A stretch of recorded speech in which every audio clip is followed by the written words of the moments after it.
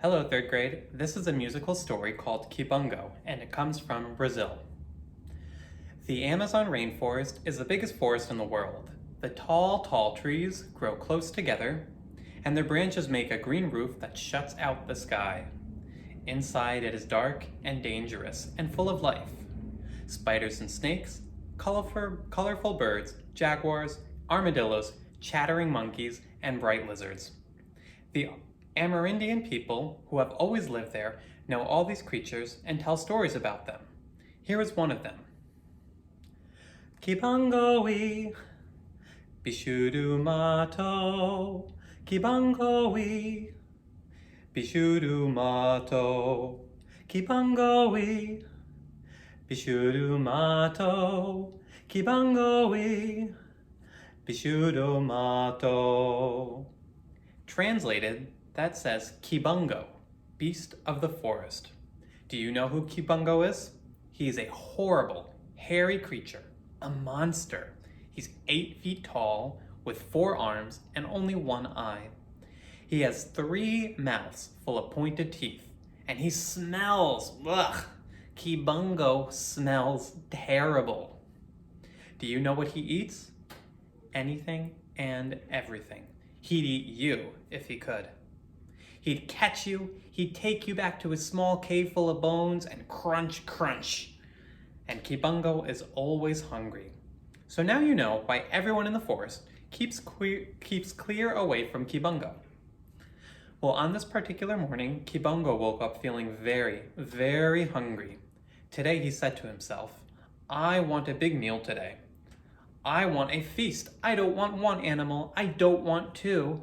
I want to catch all of the animals in the forest and eat every single one. So he took a big sack and hurried down to the water hole where the animals came to drink every morning. He hid behind a bush and waited. First to arrive was the jaguar. Slowly and carefully, she padded down to the water and began to drink. Clop, clop, clop. Kibungo crept out. Quietly, and he grabbed her from behind, and into the sack she went. Next came the snake, sliding lazily down to the water to drink.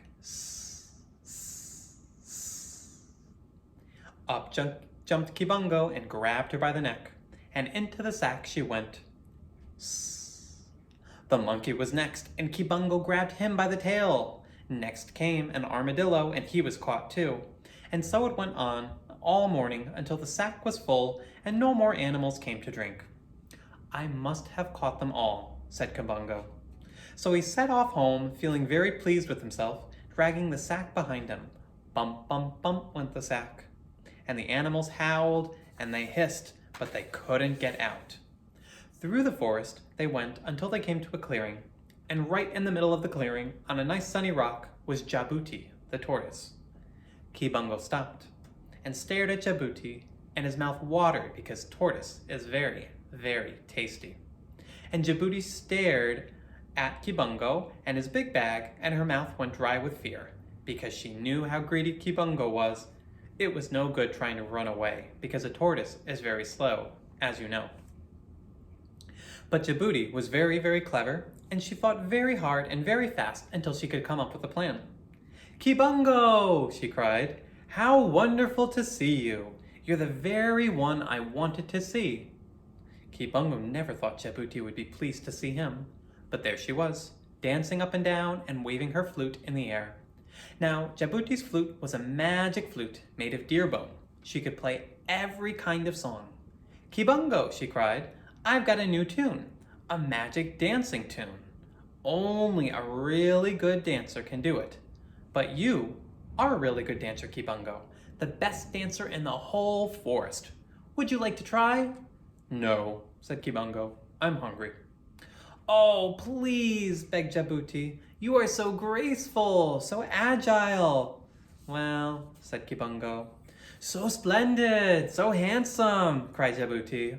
But, said Kibungo, so elegant, so lovable, added Jabuti. Well, no one had ever called Kibungo handsome before, and no one ever had called him lovable. He began to feel even more pleased with himself. Oh, very well, he said. I will dance this dance for you, because I am such a wonderful dancer after all. But after that, I'm going to eat you. No tricks. Of course not, said Djibouti, and she went to play the flute. It was a lovely tune, and it made you want to dance. I don't have the flute that Djibouti has, but I do have a recorder.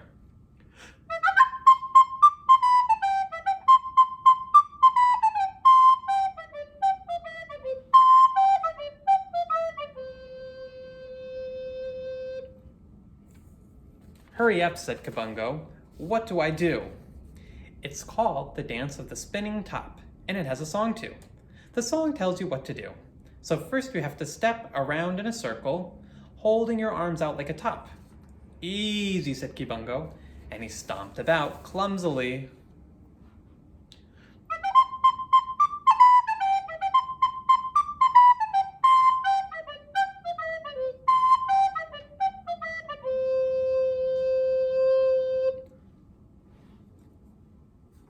Now the chorus, said Djibouti. Spin round and rock from side to side. No problem, said Kibungo, whirling and whirling. Now do a tap dance, said Djibouti, and spin round again. Lovely, lovely, said Djibouti, and now, and then all of a sudden, Djibouti stopped and took the flute out of her mouth. Oh dear, she said. Oh, Kibungo, I'm sorry, but you can't do this dance after all. What? Shouted Kibungo. Can't do it? After I've been dancing so beautifully? Of course I can do it. But you see, said Djibouti, the next verse says, take the hand of a partner, and you haven't got anyone to dance with, Kibungo, so I'm sorry, but you can't do it. Kibungo screamed and stomped and snarled and wailed, but it was no good. He couldn't do the dance without a partner. Then suddenly he remembered he had a sack full of animals, of course. He could dance with one of them. He opened the sack and pulled out the monkey. Splendid, said Djibouti. Now you are ready.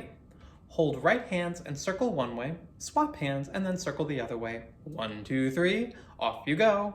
And off went Kibungo and the monkey, whirling and twirling through the dance.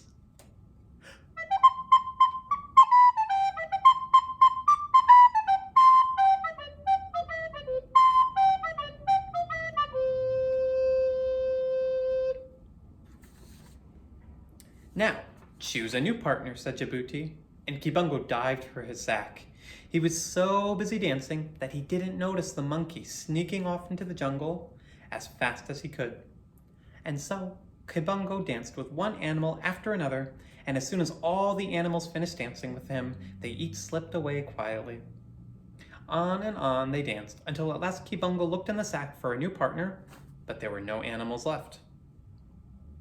He stopped dancing. He looked around, but everyone had gone, except for Djibouti, who was still playing her flute. When Kibungo realized that he had been tricked, he was furious. He jumped at Djibouti, gnashing his teeth. But his legs were so tired after all that dancing, they just gave way under him, and he fell panting to the floor.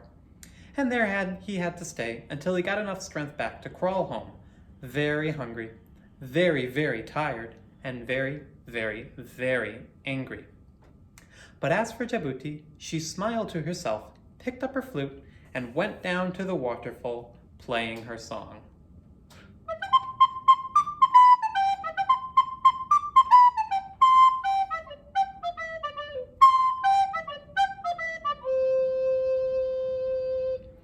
And that is the story of Kibungo. The end.